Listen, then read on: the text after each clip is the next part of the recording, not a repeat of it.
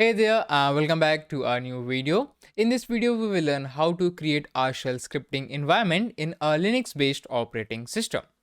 Now, to start with shell scripting, you need two things: a text editor where you can write your shell scripts, and then a terminal where those scripts can be executed. Now, I am using Kali Linux, which is a Debian based Linux operating system, and it comes with its own terminal, which works pretty nice.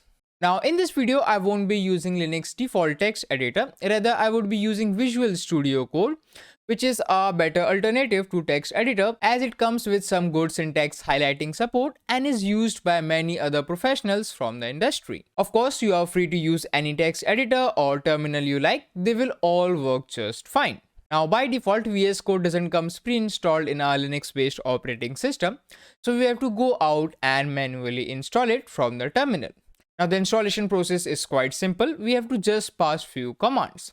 So let's start the installation process. Now, the first command that we will execute is sudo apt update, which will update all the Kali repositories. So pass the command sudo apt update. Hit enter, enter your credentials, hit enter, and let the update happen. Now, after the update is complete, we have to pass another command, and that is sudo apt installed code OSS. So code OSS is the short form for Visual Studio Code in Linux.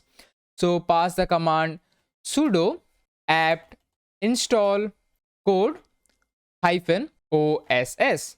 Hit enter. So it's asking, do you want to continue? So press Y and hit enter. Now, the installation process may take some time depending upon your internet speed, so we have to wait for a few minutes. Now, after the installation process is complete, simply type the command code in the terminal. So CODE. Now just hit enter. So here is our Visual Studio Code. Now we have to set it up a little bit, so don't worry. So simply hit mark done. And here we are in our Visual Studio Code installed in Linux operating system. Now on to the next step, we need to create a shell file where we will be writing our shell codes. So open the terminal and pass the command touch and whatever you want to name your shell file to be. I am putting a new shell.sh. Okay, hit enter and let me check. So I will pass the ls command. Okay, so new shell.sh file is present here. Now, after you have created your shell file on the terminal, move back to Visual Studio Code, and here we will open the same file. Okay, so on the keyboard, press Ctrl+O and then select your file. Now, my file name is new shell.sh. So I will click here on open, click on open, and here you can see we have opened our new shell.sh file on our Visual Studio Code. Now, of course, we are missing one thing. We also need to change the permission of a file before it can be executed.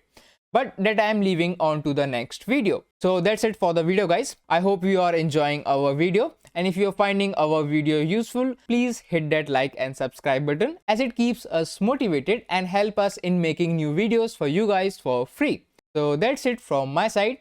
Take care and have a nice day.